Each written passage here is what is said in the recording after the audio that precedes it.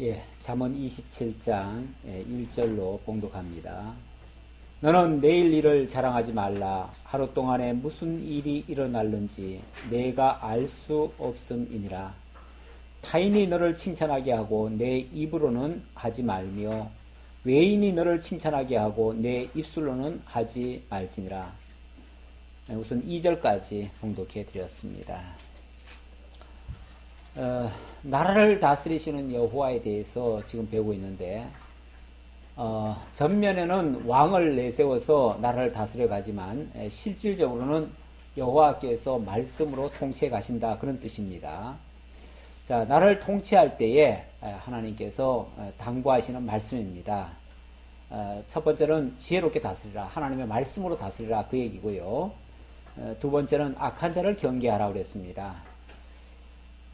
왕이 나라를 다스려갈 때 혼자 다스려가는 건 아니고 신하들을 세워서 다스려가는데 그때 미련하고 악하고 게으르고 이런 자들을 세워서 다스려가면은 그것이 효과적으로 이루어지질 않습니다. 올바른 통치가 되질 않습니다. 그래서 악한 자를 경계하라는 말씀을 계속해서 해오다가 오늘 27장에 넘어와서는 이런 말씀을 합니다. 첫 번째는 자기를 자랑하지 말라. 자랑하지 말고 차라리 충성스러운 연책을 들으라, 이렇게 말을 합니다. 이 왕이나 이 지도자급에 있는 사람들은요, 항상 그 유혹을 받습니다. 무슨 유혹을 받냐면 자기가 치리하는 동안에 자기의 업적을 굉장히 높이고 백성들로부터 존경을 받고 뭐 잘 치리해가지고 존경받는 거야. 그거는 정상적이죠. 그건 뭐 바람직한 건데 실제로는 잘 하지도 못하면서 자꾸 어떤 명예심, 그 영광심이 더 앞서가지고 그래서 자꾸만 스스로를 자꾸 부풀립니다. 자기를 과시하고 자기 업적을 내세우고 스스로 자꾸 자기를 자랑을 하려고 하는 그런 그 유혹을 자꾸 받아요. 그래서 자기가 하는 일은 자꾸 과대해가지고 굉장히 막 포장을 해서 막 부풀려가지고 자기 임기 내에 뭔가를 이뤄내려고 업적을 막 쌓으려고 하고 이런 시도를 많이 하죠. 이게 쉽게 말하면 자랑이죠. 그런데 그런 데다가 관심을 기울이기 시작하면요, 모든 것은 전시 행정이 되는 겁니다. 다시 말하면은 사람 보라고 하는 일이 되는 거죠. 그거는 진짜 백성들을 위해서 하는 게 아니고 백성들을 위해서 하려면은 정말 백성들이 아픈 곳이 어디며 필요한 것이 무엇이며 백성들의 그 모든 것을 찾아봐야 돼요. 그래서 백성들 쉽게 말하면 뒤치다꺼를 해줘야죠. 뒤치다꺼를 해줘야 그게 이제 물론 그렇게 하면은 자기는 빛나지 않을 수도 있어요. 왜냐하면 백성들 뒤치다꺼리만 계속 하는 거니까 자기 임기 동안에 계속 뒤치다꺼리만 하다가 이제 끝나는 거죠. 그럴지라도 그게 지도자의 올바른 태도라, 그 말이죠. 그게 올바른 거고, 자꾸 자기를 내세우려고 하면 남으로 하여금 제대로 못하게 하든지 이럴 수가 있어요. 그리고 칭찬도 그래요. 누구든지 다 잘했으면 좋겠죠. 그리고 칭찬받으면 좋겠죠. 저 사람은 참, 저 왕은 참 훌륭합니다, 이렇게 길이길이 역사에 남기를 바라죠. 누구든지 그럴 수 있지요. 하지만 그것도 자기가 자꾸만 자기 PR을 해가지고 그렇게 하는 거는, 그거는 오래 못 가는 거죠. 자기 당대에는 그럴 수 있을 거예요. 당대에는, 왜냐하면은, 예를 들어서 독재국가나 이런 데 보면은요, 자기 업적을 굉장히 과시합니다. 과시하면서 당대에 막 모든 백성들로 하여금 막 추앙을 하게끔 이렇게 만들죠. 그러니까 당대는 그게 가능하지만, 다음 때만 가면요, 만약에 정권이 바뀐다든지 어떤 역사가 일어나면요, 그때는 이제 완전히 몹쓸 인간이 되는 거죠. 그때 되면은 그 자랑했던 거는 다 무효가 되는 거예요. 그러니까 진짜 자랑거리가 되려면 자기가 자랑해서는 안 되고 타인으로 하여금 자랑하게끔 해야죠. 그러니까 누가 봐도 인정할 만큼, 뭐 평소에는 자기를 싫어했던 사람마저도 정말 인정할 수 있을 정도로 그렇게 정말 성실하게 진실하게 됐다면 그거는 오랜 후에라도 기억이 되죠. 사람들이 인정합니다. 나중에 가면. 처음에는 막 욕할 수 있어요. 왜냐하면 정적관계에 있는 사람들은 다 욕해요. 욕하지만 그래도 나중에 보면은 그래도 그 사람이 진실했어. 저 사람만 한 사람은 없어. 이렇게 나오죠. 그래서 나중에 가면 다 인정을 받습니다. 그래서 칭찬은 반드시 타인이 해야 된다. 내가 해서는 안 된다. 그 얘기죠. 자, 그래서 내일 일을 자랑하지 말라 했고요. 예. 그리고 하루 동안에 무슨 일이 일어나는지 모르는데 괜히 내가 했다라고 했다가 나중에 가면 그게 다 자기 발등을 찍는다. 그 소리죠. 그리고 타인이 너를 칭찬하게 하고 내 입으로는 하지 말며 외인이 너를 칭찬하게 하고 내 입술로는 하지 말지니라. 자기가 자기를 칭찬하는 거, 자기가 자기를 자랑하는 거, 그걸 우리 속담에는 뭐라 그래요? 그건 미련하다고 그래요. 미련하다. 오죽하면 원래 자랑이라고 하는 건 스스로 할 수가 없어요. 할 수가 없는 거예요.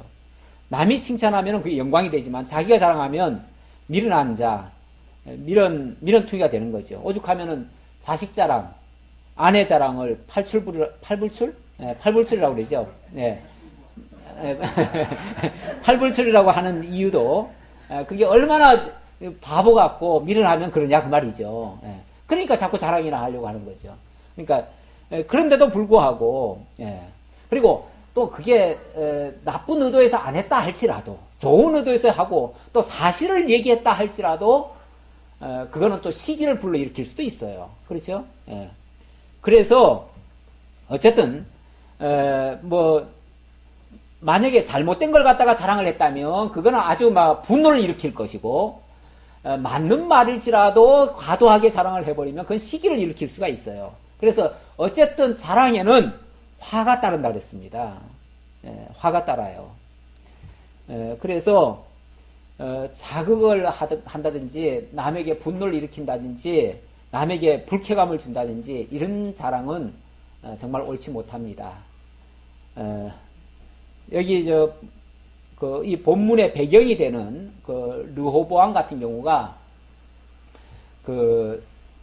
자기의 업적을 굉장히 과시하고 자기가 잘난 것처럼 막 과시를 했죠. 예를 들어서 그 신하들이 왕이시여, 왕은 아버지가 통치할 때 굉장히 백성들이 힘들었으니까 이제는 좀 편안하게 해달라고, 이제는 백성들을 위해서 좀 세금도 좀 깎아주시고, 왜냐면 아버지 솔로몬 때 굉장히 사업을 많이 벌렸잖아요. 사업을 많이 벌리는 바람에 백성들이 굉장히 힘들었어요. 그러니까 이제는 조금 사업도 좀 줄이고 이제는 좀 백성들 좀 편안하게, 백성들 좀 돌봐달라고, 민생을 좀 돌봐달라고 이렇게 정중하게 부탁을 했어요. 그랬더니 이놈이 하는 말이 내 손가락이 아버지보다 더 굵다. 그래서 나는 힘도 뭐 아버지보다 더 세다. 그러니까 나는 아버지보다 더 일을 많이 할 거다. 배는 더 할 거다. 막 이런 식으로 얘기를 했죠. 그러면서 은근히 자기의 그 어떤 위용을 자랑을 했죠. 그랬다가 뭐가 됐죠? 화를 입었죠. 막 백성들이 다 분노를 한 거죠. 거기다가 정적에게 또 빌미를 줘가지고 결국 여로보암이 그것 때문에 나라를 쪼개가는 그런 결과까지 만들어냈죠. 그러니까 이런 자랑 결코 바람직한 자랑이 아니었다 그 말이죠. 자, 그 다음 5절입니다. 좀 더 읽었나요? 돌은 무겁고 3절입니다. 돌은 무겁고 모래도 가볍지 아니하거니와 미련한 자의 분노는 이 돌보다 무거우니라. 부는 잔인하고 노는 창수 같거니와 투기 앞에야 누가 서리요. 이 말은 바로 그렇게 자기를 자랑한다든지 또 아니면은 막 화를 돋구는 이런 말을 하면 상대방이 노를 하든지 아니면 시기를 한다든지 이래가지고 모든 걸 다 그르친다 그 얘기예요. 그런 일이 만약에 발생하면 그걸 어떻게 막겠느냐 그 말이죠. 그러니까 절대 스스로 자랑해서는 안 된다. 이 얘기를 지금 강조하느라고 그렇게 표현을 한 겁니다. 그래 놓고 5절에서는 면책은 숨은 사랑보다 나으니라. 예를 들어서 참 철다서니 없게 자기를 자랑한다고 칩시다. 그럴 때는 정말 충성된 신하라면 아니면은 충성된 정말 성실한 사람이라면 그걸 면책을 해야 돼요. 잘못을 잘못이라고 지적을 해야 돼요. 그래야 되는데 그 면책은 숨은 사랑보다 사실은 낫습니다. 속으로는 사랑하면서도 차마 그 말을 못해가지고 면책하지 않았다? 그러면은 사랑한 게 아니에요. 결국 그 사람을 망치는 결과가 돼버려요. 그래서 그거는 진짜 사랑이 아니다는 거죠. 근데 차라리 면책을 한다면 그가 사랑하고 있다고 하는 그 진실함이 우러나오는 거다. 그 말이에요. 친구의 아픈 책망은 충직으로 말미암은 것이나 원수의 잦은 입맞춤은 거짓에서 난 것이니라. 친구의 아픈 책망. 그러니까 정말 친구라면요. 정말 충신이라면요. 정말 백성을 위하고 나라를 위하는 사람이라면요. 좀 직언도 할 수 있어야 됩니다. 좀 바른 소리도 할 수 있어야 돼요. 잘못된 걸 잘못됐다고 할 수 있어야 돼요.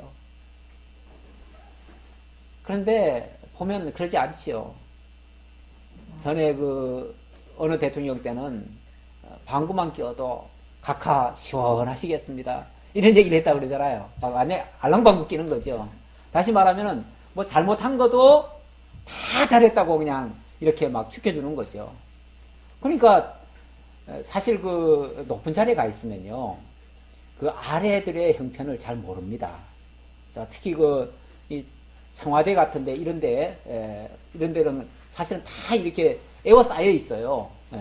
그리고 모든 것을 직접 보는 게 아니라 다 간접적으로 보고를 받습니다. 나라에서 만약에 무슨 일이 있어가지고 뭔가 제안이 간다고 칩시다. 제안이 가면 그게 바로 대통령한테 갈 수 있느냐? 아니에요. 중간에 다 걸러져요. 걸러져가지고 대통령의 심기를 건드리지 않을 것만 보고를 해요. 그러니까 예를 들어서 잘하십니다, 훌륭하십니다, 위대하십니다 이런 말은 다 전달해줘요. 그런데 조금이라도 불편한 소리는 하나도 전달 안 하는 거예요. 그러면 위에서는요, 밑에서는 막 욕을 해도 저 위에서는 내가 정말 잘하는가 보다 모든 사람이 나를 우러러보고 있구나 이렇게 생각하고 있다니까요. 그거는 그러니까 원수의 잦은 입맞춤은 거짓에서 난 것이라 그랬는데 그런 식의 마치 알랑방구 같은 그런 소리나 그런 내용들은 그거는 결국은 거짓이고 이걸 이용하겠다는 거고 그걸 통해서 자기가 뭔가를 얻겠다는 그런 속셈이 있어가지고 그 나쁜 의도로 사실은 접근하는 거거든요. 근데 진짜 충직한 자라면은 그러면 안 된다는 거죠. 오히려 친구라면은 아픈 책망을 해줘야 된다는 거죠. 아픈 책망. 정말 지금 백성들이 얼마나 지금 고달픈지 아십니까? 얼마나 힘든 일을 지금 당하고 있는지 아십니까? 얼마나 이런 소리를 하고 있는지 아십니까? 그런 소리를 사실은 전달해줘야 돼요. 그러면서 귀를 기울여야 됩니다. 이럴 때 가만히 있으면 안 됩니다. 어떻게 하셔야 됩니다. 이렇게 사실은 제안을 해줘야 돼요. 안 그러면 모릅니다. 위에서는. 배부른 자는 꿀이라도 싫어하고 줄인 자에게는 쓴 것이라도 다니라. 배부른 자는 꿀이라도 싫어한다. 아무리 좋은 거라도 배부를 때는 싫어할 수밖에 없어요. 그러니까 자기가 부족함이 없고 자기가 배부르고 이러면요. 정말 남의 사정 모르는 거예요. 그러나 줄인 자에게는 쓴 것이라도 다니라.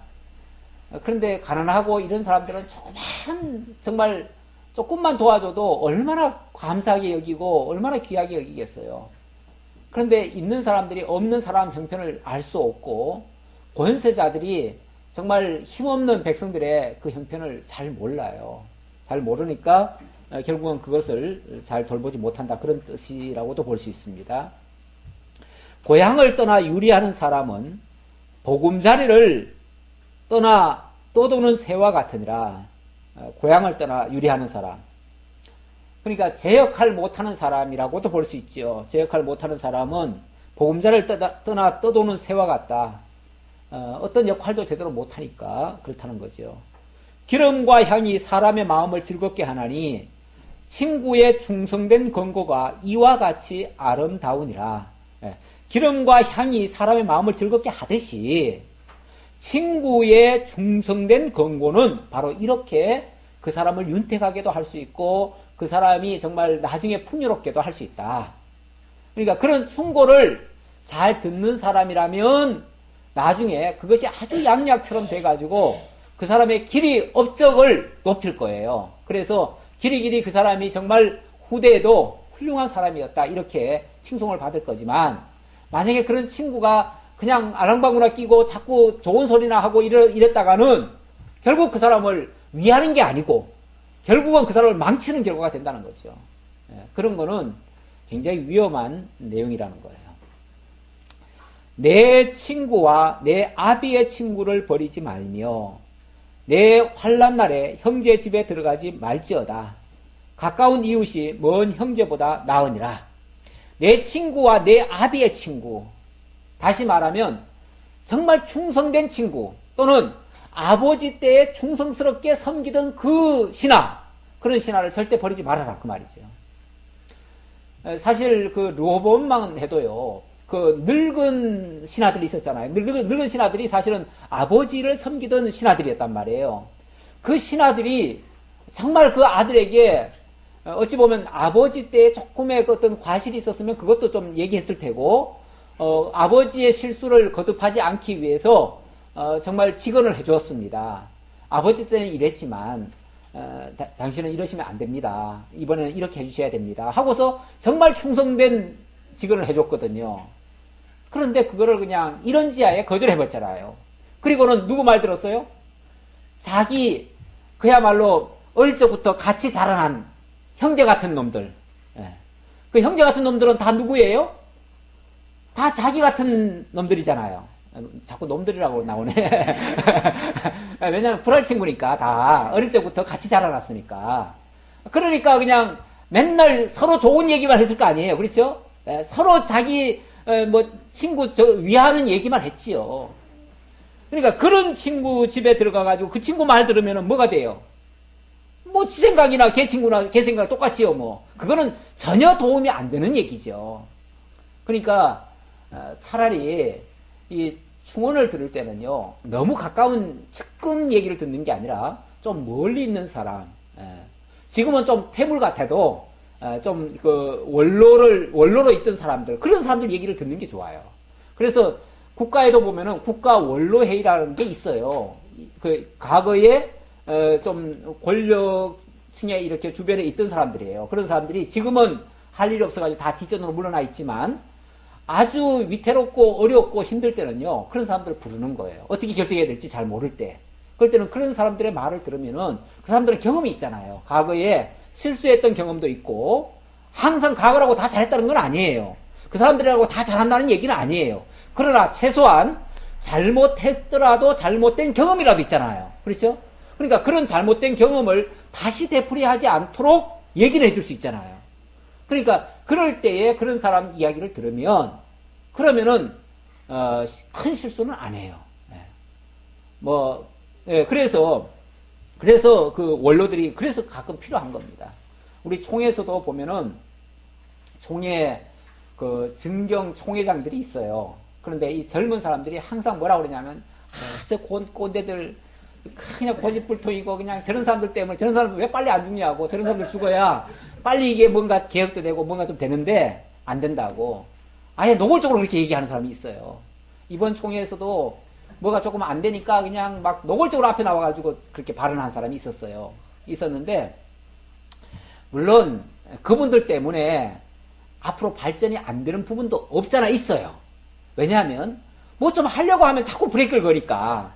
그래서 이제 좀 답답하고 좀 그런 면은 없잖아 있기는 있는데 그분들한테 아주 중요한 문제가 있을 때는 그래도 그분들밖에 없어요 또. 이번에도 뭔가 하나 중간에 일이 좀 잘못돼가지고 결국은 그분들이 해결했어요. 그분들한테 결국은 바톤이 넘어가가지고 그분들이 긴급회의를 해가지고 일처리를 했어요. 결국은 그분들도 다 필요한 겁니다. 아주 중요할 때는 필요한 건데 그걸 그렇게 그냥 당장에 눈앞에 보이는 그런 것만 가지고 생각하고 판단하면은 그거는 큰 문제가 됩니다. 11절입니다. 11절부터 22절까지는 이번에는 어리석은 보증과 축복과 칭찬을 경계하는 말입니다. 어리석은 보증, 또 지나친 축복, 그리고 칭찬. 칭찬에는 화가 있다고 그랬습니다. 그래서 그런 것에 자꾸 길들여지다 보면 정신을 못 차리죠. 못 차려요. 내 아들아 지혜를 얻고 내 마음을 기쁘게 하라. 그리하면 나를 비방하는 자에게 내가 대답할 수 있으리라. 슬기로운 자는 재앙을 보면 피하여도 숨어 피하여도 어리석은 자들은 나가다가 해를 받느니라. 타인을 위하여 보증선자의 옷을 취하라. 외인들을 위하여 보증선자는 그의 몸을 볼모 잡을지니라. 지혜의 길을 기울이면요, 쓸데없는 비방이나 재앙도 피할 수가 있습니다. 하지만 어리석은 자는 참 지혜의 길을 기울이지 않는다는 게 문제죠. 지혜의 길을 기울이지 않는다면 결국은 자기 고집대로 나아가다가 해를 받을 수밖에 없습니다.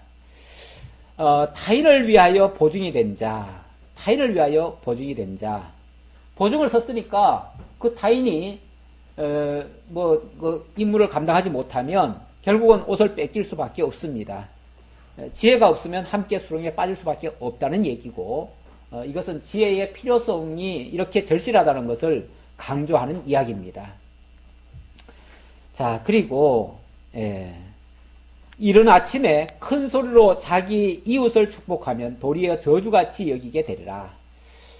축복이라는 건 원래 좋은 거죠. 그렇잖아요? 좋은 건데 그것도 격에 맞아야 되고 상황에 맞아야지 아무 때나 축복하면 되겠습니까?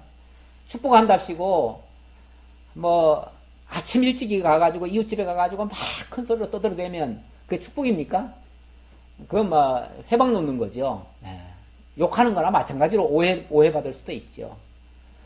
우리가 기도는 참 좋은 겁니다. 그래서 기도를 마땅히 해줘야 되지만 아무 데나 가서 막 기도하다가는 또 그것도 또 욕먹을 수 있어요.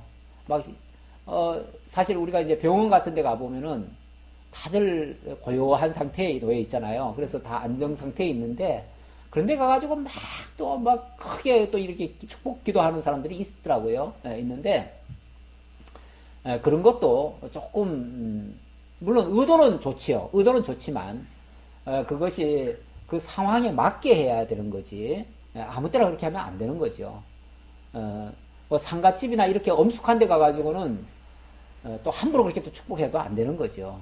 그러니까 할 때가 있고 안 할 때가 있고 또 하더라도 좀 격에 맞게 그렇게 할 것이 있습니다.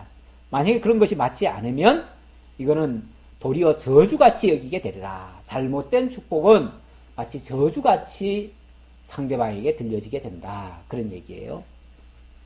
이건 쓸데없는 거 하지 말라는 뜻이겠죠. 뭐 과도한 거 하지 말아라. 그런 얘기고 다투는 여자는 비 오는 날에 이어 떨어지는 물방울이라. 참 비유도 다투는 여자 뭐 여자분들이 원래 말이 좀 많은데 또 다툴 때는 얼마나 또 세게 말합니까? 그럴 때는 막 연이어서 떨어지는 물방울 소리 같이 이거 뭐 걷잡지를 못하는 막을 수 없는 그런 상황이죠. 그를 제어하기가 바람을 제어하는 것 같고 바람 막아내기가 힘들죠. 쉽지 않죠. 또 오른손으로 기름을 움키는 것 같으니라. 막 기름 쏟아졌는데 그거 움키려고 아무리 손으로 잡아도 그게 움켜집니까? 안 움켜지죠. 그러니까 이 참 여자들 그 제어하기가 쉽지 않은 모양이에요. 단순한 여자라는 차원보다도 지금 어리석은 축복이라든지 또 어떤 어리석은 그런 행위에 대한 이야기겠죠. 그런 걸 얘기하는 것이고 그 다음 17절 철이 철을 날카롭게 하는 것 같이 사람이 그의 친구의 얼굴을 빛나게 하느니라. 철이 철을 날카롭게 한다. 그렇죠. 철을 뭘 만들려고 하면 결국은 철 가지고 또 만들어야죠. 그러니까 이 말을 하는 이유는요. 모든 문제는 사실은 사람에게서부터 나오거든요. 그런데 그 문제를 또 푸는 것도 사람에게서 또 있어요. 그러니까 이 문제도 물론 만들지만 그 문제를 또 푸는 것도 결국은 사람이에요. 그런데 누가 문제를 만들고 누가 문제를 풀 수 있는가? 지금 그 얘기를 하고 싶어서 지금 이 말을 하는 거예요. 무화과나무를 지키는 자는 그 과실을 먹고 자기 주인에게 시중드는 자는 영화를 얻느니라. 물에 비치면 얼굴이 서로 같은 것 같이 사람의 마음도 서로 비치느니라. 무화과나무를 지키는 자는 그 과실을 먹고 주인에게 시중들면 영화를 얻을 수 있다. 마치 인광보 같은 그런 얘기 비슷한데 좀 고다한 말이 물에 비치면 얼굴이 비치는 것 같이, 얼굴이 서로 같은 것 같이 사람의 마음도 서로 비친다. 다시 말하면 정말 서로가 마음을 이해하고 정말 진실한 친구 사이, 그리고 진실한 충성된 사이. 지금 아까 얘기한 거는 무화과 나무 지키는 자가 그 가시를 먹는다는 말은 아주 충성된 자를 얘기하는 거고, 그 뒷말은 아주 진실한 친구. 다시 말하면 마음과 마음이 서로 하나처럼 이렇게 마치 거울에 비치는 것처럼 이렇게 일치되는 상태. 이런 자들은 쉽게 말하면 문제를 풀 수 있는 사람이고, 아니 그렇지 않은 사람은 문제를 만드는 사람이에요. 그러니까 진실한 사이에서는 이 문제가 풀어지고, 이 좀 사악한, 그러니까 서로 생각이 다르고 목적이 다르고 방향이 다른 사람들끼리는 상대방을 사실은 해하는 겁니다. 다시 말하면 충성된 직언을 해줘야 되는데 직언을 못하는 거죠. 못하고 그냥 입에 발린 소리만 하이제키니까 그럴 때는 오히려 그 사람을 위하는 게 아니고 해치는 거죠. 네. 이런 경우에는 문제를 더 꼬이게 만들고 더 어렵게 만든다는 거예요. 예. 스월과 아바도는 만족함이 없고 사람의 눈도 만족함이 없느니라. 이 스월, 아바돈, 이거는 이제 저 음부 같은 걸 얘기해요. 저 지옥 같은 거. 원래 지옥은 엄청나게 뜨거운 불로 막 이글이글거리면서 수많은 영혼들을 다 집어삼키면서도 족하다 하질 않아요. 다시 말하면 더 집어삼키려고 계속 으르렁거리고 있어요. 그런 것처럼 사람의 눈도 만족함이 없다. 도가니로 은을, 풀무로 금을, 칭찬으로 사람을 단련하느니라. 자, 무슨 얘기 하려고 그러냐면 정말 충언을 하지 아니하고 막 칭찬해가면서 뭐라고 할까요? 간신배들처럼 이렇게 말하는 자는 그 상대방을 죽이고도 음부처럼 집어삼키고도 만족할 줄 몰라서 계속 그 짓을 또 한다, 그 얘기예요. 그런 사람은요, 아예 쓰지 말아야지. 그런 사람이 개가천선해가지고 바로 할 것이다? 절대 그렇지 않아요. 그래서 그런 사람의 그 칭찬은요, 마치 뭐와 같은 거 아니, 도가니로 은을, 풀무로 금을 연단하듯이 칭찬으로 사람을 단련하는 거다. 쉽게 말하면 나 훈련시키는 거다, 그 말이죠. 나 고생에 빠뜨려가지고 굉장히 어려움 속에 나를 집어넣는다, 그 말이죠. 집어넣는데 그런 사람 곁에를 아예 안 둬야지. 그런 사람을 옆에 두면은요, 마치 어떤가 하면은 22절 말씀처럼요, 미련한 자를 곡물과 함께 절구에 넣고 공의로 찌을지라도 그의 미련은 벗겨지지 아니하느니라. 원래 그 옛날 디딜빵에다가 보리, 쌀 이런 거 넣고 이렇게 찌우면은 껍데기가 다 벗겨지잖아요. 벗겨지는데 미련한 인간은 그렇게 해도 안 벗겨진다는 거죠. 이게 안 된다는 거죠. 어떻게 보면 천성이 그렇고 아예 그런 의도가 있기 때문에 그런 사람은 아예 근접을 하지 말아야지. 그런 사람을 써가지고 잘할 것이다, 잘하기를 기대한다, 안 된다는 거예요. 그러니까 아예 미련한 자를 가까이 두지 말아라. 그런 자를 친구처럼 여기지 말아라. 그런 자를 신하로 쓰지 말아라. 이런 얘기예요. 자, 그 다음 23절로 27절. 양떼의 형편을 살피듯 어린 백성을 돌보라고 권고하는 장면입니다. 참 지도자가 항상 잊지 말아야 될 거는, 지도자는 자기를 위해서 존재하는 자가 아니에요. 자기를 위해 존재하는 자가 아니라 백성을 위해 존재하는 자예요. 왕은. 그렇죠? 왕은 백성을 위해 존재하는 자지 자기를 위해 존재하는 자가 아니에요. 이 독재자가 무서운 거는요, 독재자는 천상천하 유아 독전입니다. 다시 말하면 자기밖에 없어요. 모든 백성은 자기의 권력을 유지하는 수단으로 써요. 대표적인 게 북한의 김정은이 아니에요. 그렇죠? 이 사람 같은 경우는 모든 인민은 누구를 위해서? 당과 수령님을 위하여 잖아요. 그렇죠? 아니 그건 구호가 그래요. 수령을 위하여. 그래서 수령에 대한 결사옹의로 이렇게 나오잖아요. 결사옹의. 우리가 죽을지라도 수령은 지킨다 그 얘기 아니에요. 그렇죠? 결사옹의. 이게 독재자들의 똑같은 패턴입니다. 모든 독재자는 다 그렇습니다. 물론 독재 중에 아주 최고의 지금 독재를 쓰고 있는데 과거에 수많은 독재자들이 있었어요. 그 수많은 독재자들이 사실은 다 비슷한 모습이었습니다. 독재가 무서운 거는 백성이 중요한 게 아니에요. 백성은 자기의 권력을 지키고 유지하고 누리는데 도구로 쓰는 도구였어요. 도구. 그러니까 자기 권력을 유지할 수 있다면 목적을 위해서 얼마든지 희생해도 상관없어요. 얼마든지 죽어도 괜찮아요. 무서운 사람들이에요. 그래가지고 자기 권력을 공고화하기 위해서 공고화하려면은 어떤 계기가 있어야 되거든요. 그 계기를 만들기 위해서 일부러 막 무자비하게 죽이는 일도 있잖아요. 우리나라에도 불행한 역사가 몇 번 있었는데 불행한 역사들이 사실은 다 그런 권력의 그 욕심과 관련이 있어요. 그냥 괜히 나온 게 아니에요. 그러지 저 뭐 킬링필드라고 해가지고 그 어디입니까? 태국이 캄보디아. 캄보디아 거기는 몇백만을 죽였잖아요. 몇백만을. 자기 권력을 지키기 위해서 뭐 200~300만을 죽였어요. 그리고 그걸 다 해골로 그냥 만들어 놔가지고 그걸 또 자랑스럽게 또 그걸 또 간직하고 있잖아요. 이런 식으로 모든 독재자들은 다 그랬습니다.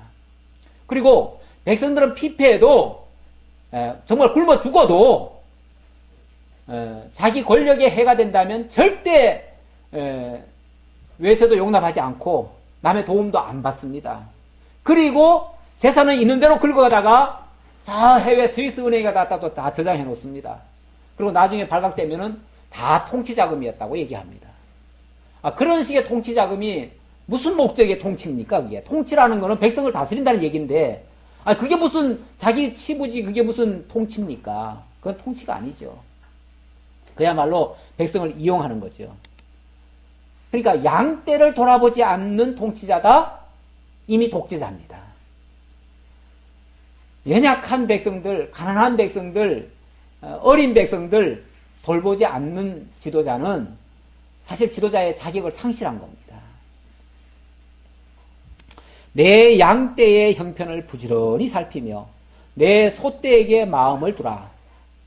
왕은 항상 양떼의 마음을 둬야 됩니다. 백성에게 늘 마음이 가 있어야 된다는 겁니다. 자나깨나 백성들이 오늘은 불편함이 없을까? 무엇 때문에 불편할까? 그런 걸 살펴야 된다는 거죠. 그래서 정말 불편한 게 있다면 그걸 해결해 주려고 그렇게 해야 된다는 거죠.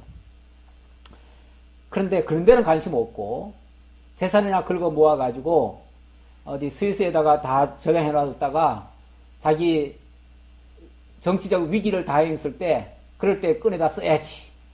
아니면 내가 해외 망명 갔을 때 그때 써야지. 유명한 그 아라파트도 얼마 전에 죽었잖아요. 죽었는데 스위스 은행에 60억 불이 있대요. 60억 불이. 그 사람 재산이. 아니 그 팔레스타인 얼마나 가난합니까 지금. 완전히 국민들은 정말 다 죽어가는데 어디서 60억 불을 마련해가지고 거기다가 스위스 은행에 갖다 저장을 해놓습니까? 옛날에 마르코스 이런 사람들도 다 마찬가지예요. 그렇게 해외에다가 독재자들은 한결같이 그래요. 지금 김정은이도 마찬가지예요. 엄청난 지금 재산이 해외에 지금 빼돌려져 있어요.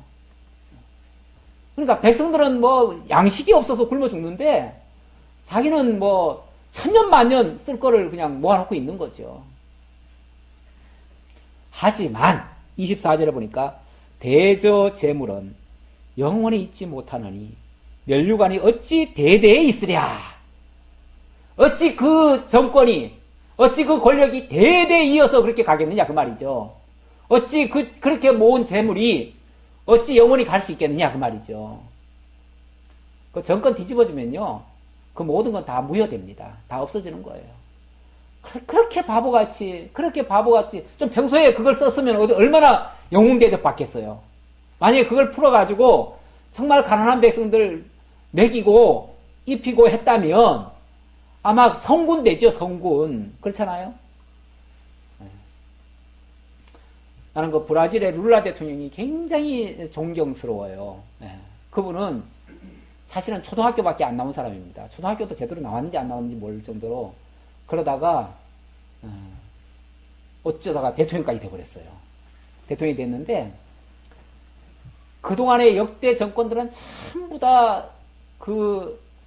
저기만 생각을 했죠. 늘 경제 성장시켜야 된다고 해가지고 계속 기업들에게 해주고 기업들한테 커미션 받아가지고 다 챙기고 이런 짓만 했는데 이 대통령은 원래 밑바닥 인생이었기 때문에 원래 그 자기네들 주변 사람들이 전부 다 서민이었기 때문에 생각나는 사람들이 서민밖에 없어요. 그래가지고 대통령 되면서부터 그냥 서민들만 챙겼어요.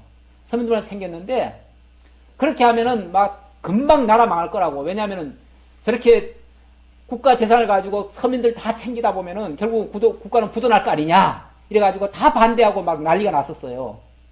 그런데 희한한 역사가 일어났어요. 그렇게 서민을 도와줬는데 그 서민들이 다 중산층이 돼버린 거예요. 중산층이 되니까 소비가 굉장히 많아지고요. 그들이 다 경제 활동을 하기 시작하니까 오히려 국가가 그냥 굉장히 성장을 해버렸어요.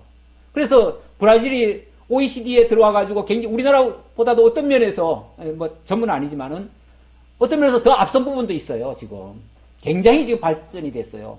그 브릭스라고 해가지고 그쪽에서는 아주 탑입니다. 최고입니다. 그 정도로 성공한 대통령이에요. 그런데 그분은 은퇴해가지고 지금 시골에 가가지고 자기가 직접 농기구 가지고 농사 짓고 있어요. 집도 따로 집이 없어요. 그냥 조그만 농가 하나밖에 없어요. 일체 정부에서 지원해주는 거 다 거절하고 그냥 농사 지어가면서 그냥 살아요. 그러니까 얼마나 존경을 받습니까?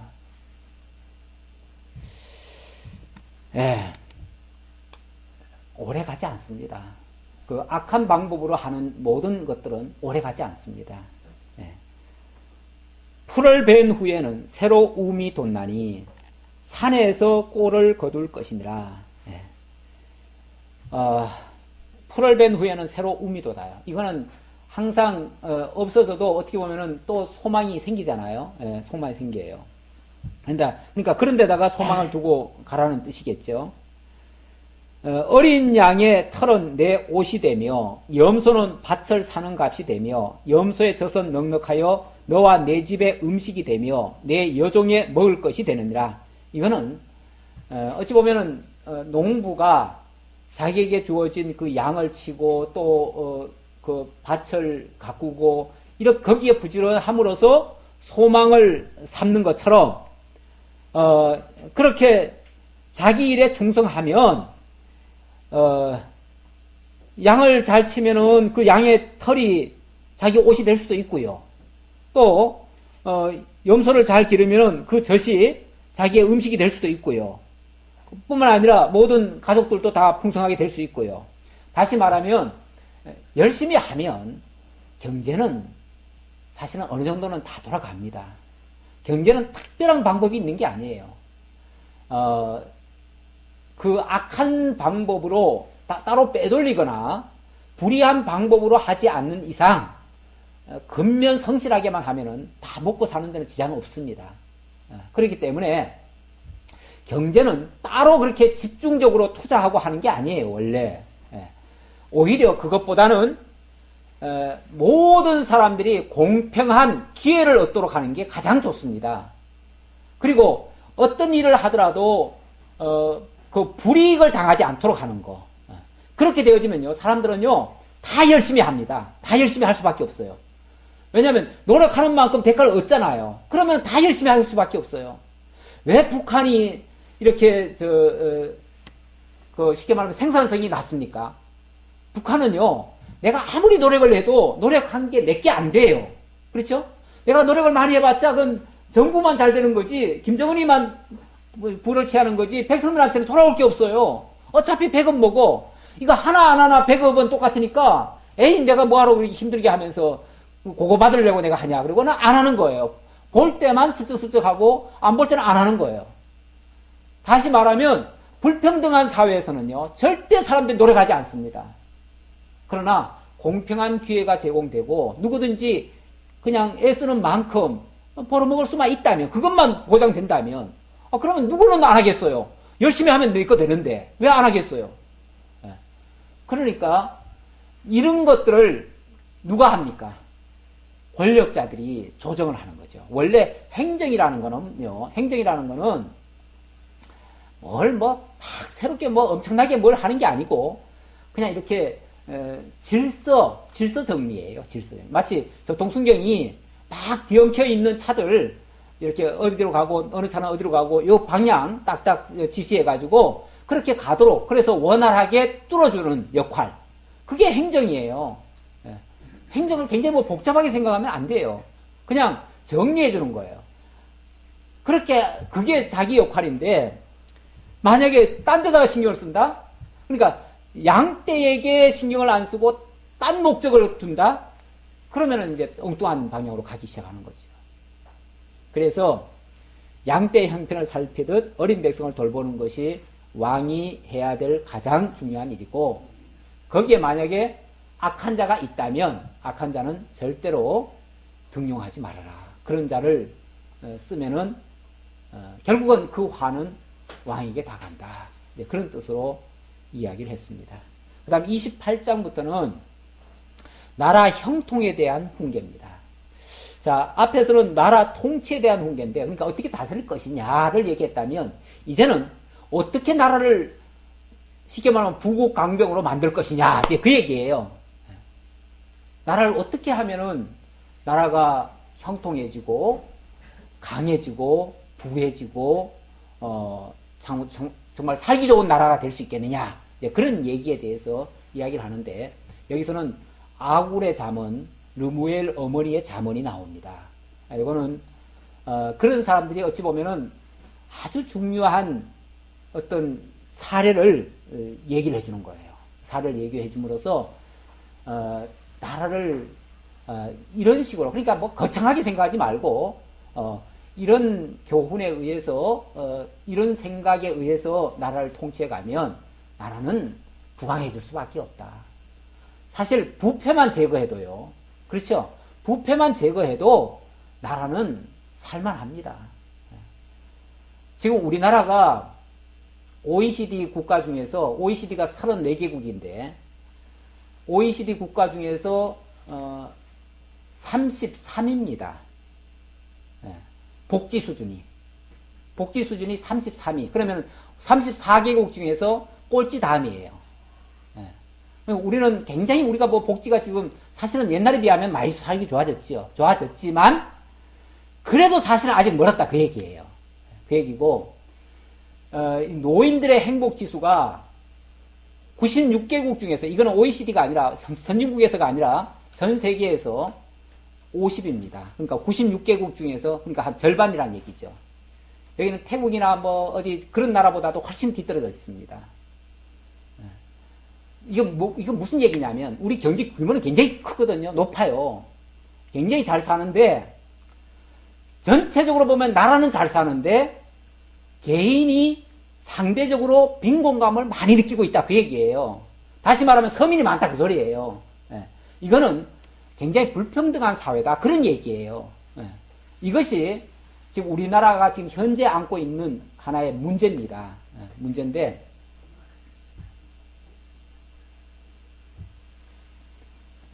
무슨 얘기인지 정확히 얘기해 보세요. 방글라데시가 제일 행복이 많아요. 행복지수는 방글라데시가 제일 1위라고는 말도 있었죠. 근데 이건 단순한 행복지수가 아니라 빈곤지수, 빈곤. 그러니까 그 노인들이 얼마나 빈곤하게 사느냐를 지금 따졌을 때 그렇게 빈곤하다, 그 얘기예요.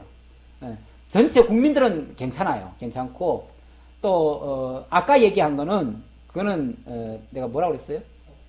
복지 수준을 얘기한 거고, 그러니까 국민들에게 평균적으로 복지가 얼마나 지금 잘 되고 있느냐, 그걸 얘기하는 건데, 우리는 아직까지 복지가 굉장히 떨어져 있다는 거죠. 뭐 내년부터는 뭐 또 유치원 뭐 지원 못 해주겠다고, 뭐 돈이 없어서 못 해주겠다 그러는데, 만약에 그런 게 못하면은, 지금 하고 있는 중에도 지금 이 정도인데, 만약 못한다 그러면은 더 떨어지겠죠. 그러니까 아직은 우리가 거기에는 신경을 많이 못 썼다는 거죠. 왜 그러냐면 계속 경제만 발전시키려고 애를 썼지, 실제 복지에는 신경을 그만큼 못 썼다는 거예요. 이제 조금 쓰고 있는 중이에요. 쓰고 있는 중인데, 물론 우리가 체감하기는 옛날에 전혀 못 받다가 이 정도라도 받으니까 괜찮아하죠. 굉장히 고맙고 좋은데, 그래도 아직은 멀었다 그 얘기죠. 세계 수준을 따라가자면 멀었다 그 얘기예요. 그런데 이제 그 지도자가 정말 백성들을 위하는 그런 마음이 되어지면 이런 것들이 좀 더 나아질 거예요. 이런 하나의 원리를 설명해 드렸습니다. 기도하겠습니다. 아버지 하나님 감사합니다. 우리에게 하나님께서 이 잠언을 통해서 어떻게 하는 것이 바람직한 하나님의 나라를 이루어갈 것인가에 대해서 일깨우시니 참으로 감사합니다. 하나님 나라의 왕같은 제사장으로서 우리들이 마땅히 해야 될 본분이 무엇이며 우리가 이 세상을 향해서 또 성도들을 향해서 어떻게 또 교회를 또 치리해 가고 어떻게 또 백성들을 상대해야 되는지에 대한 그런 지혜도 얻을 수 있도록 인도해 주셔서 감사합니다. 항상 말씀을 앞세우게 하시고 그리고 하나님께서 주신 지혜대로 백성을 잘 다스려 갈 수 있는 저희 모두가 될 수 있도록 함께 해 주옵소서. 예수님의 이름으로 기도하옵나이다. 아멘.